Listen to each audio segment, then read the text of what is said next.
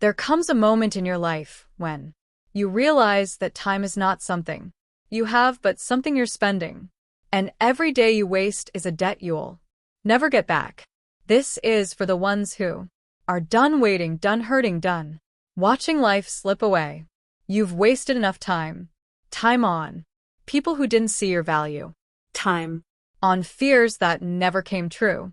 Time on Overthinking moments that don't deserve space in your mind. You've been stuck in a loop, promising yourself you'll change someday. But someday is a lie. It's a prison disguised as hope. Today is the only day that matters. The past is unchangeable. The future is not guaranteed. What you do now is who you become. And that brings us to the first rule. Chapter 1. Rule 1. Stop living someone else's script. Most people are living lives designed by others. Parents, teachers, bosses, society. Everyone has an expectation. You were never taught to be yourself, only to fit. But Epictetus said, how long are you going to wait before you demand the best for yourself? Your life is not a rehearsal. You don't get to try again when the curtain falls. So, why are you spending your time pleasing those who wouldn't care if you disappeared? Start living by your own standards. Your time is yours. Stop renting it out to people who don't pay you back in respect or peace. Chapter 2. Rule 2. Master the art of saying no. One of the greatest forms of self-respect is saying no. Not out of anger, not out of selfishness, but out of awareness.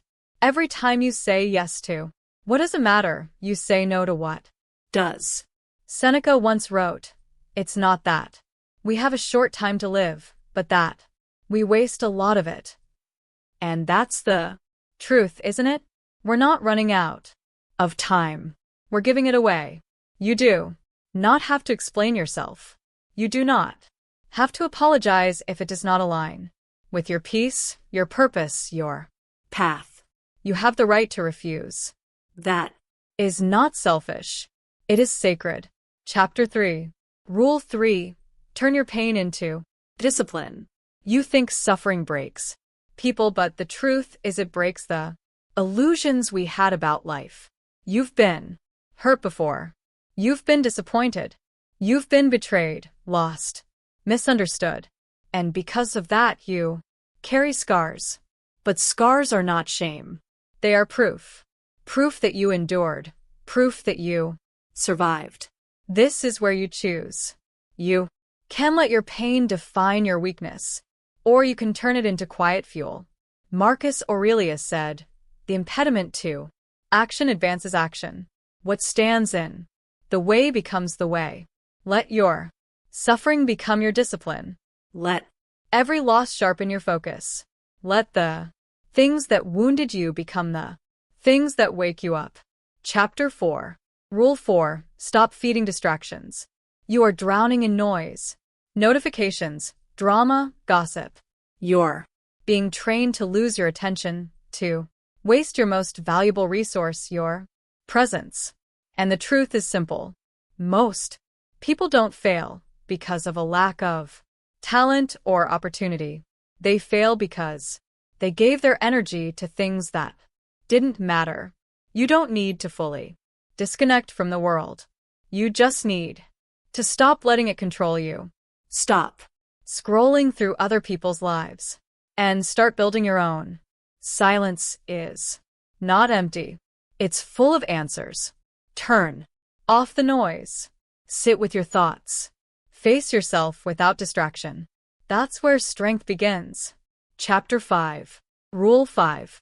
Accept that some people will never understand you. One of the most exhausting ways to waste time is trying to make people see your worth. Some people won't get it.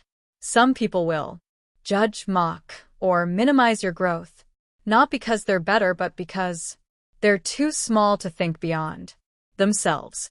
Seneca wrote, associate with people who are likely to improve you, not those who drain you, not those who consistently misunderstand you. You are not obligated to stay where your soul is shrinking. Some people will only value you when they need something. Others will stop liking you the moment you stop bending. And some will never see your worth, even if you hand it to Them. So let them talk. Let them doubt. Let them go. Your peace matters more than their approval. And if they Couldn't see your value, they were never meant to walk your whole path. Only a chapter. Chapter 6. Rule 6. Live as if time is already running out. This is the most powerful rule because it changes everything. Imagine waking up knowing life didn't owe you today. Nothing was guaranteed. Yet, you were given another chance. How Would you live? What would you stop tolerating? What would you finally start? Marcus Aurelius wrote, "You could leave life right now. Let that determine what you do, say, and think." When you truly feel how limited time is, excuses crumble. You stop postponing peace. You Stop waiting for the perfect moment. You Start acting. Life won't slow down until you're ready. It won't pause until you make sense of it. Time moves with or without your permission. You don't need more time. You need more awareness of the time you already have. Live like every moment matters because it does. Closing. And now you've reached this point, the quiet space where you realize that you're still here, still breathing, still alive, still capable of rebuilding everything you've let slip through your fingers. Whatever time you've lost, whatever mistakes you've made, whatever pain you've carried, none of it has to define what comes next. The door is Still open. You are still in motion. You Don't need to wait for permission. You don't need to wait for motivation to strike like lightning. You don't need the perfect timing, the perfect plan, or the perfect version of yourself. Time is already moving, and whether you move with it or not is entirely up to you. The rules we've talked about are simple, but they aren't soft. They're brutal in the way truth often is. Live by your own values, not someone else's expectations. Say no without guilt. Turn your pain into discipline instead of excuses. Eliminate distractions and reclaim your focus.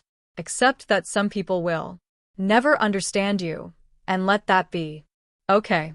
And above all, remember that your time is finite, precious, and it's passing every day. If this message found you at the moment you needed it, that wasn't an accident. Take it as a reminder not just to survive, but to rebuild, to become, to live deliberately.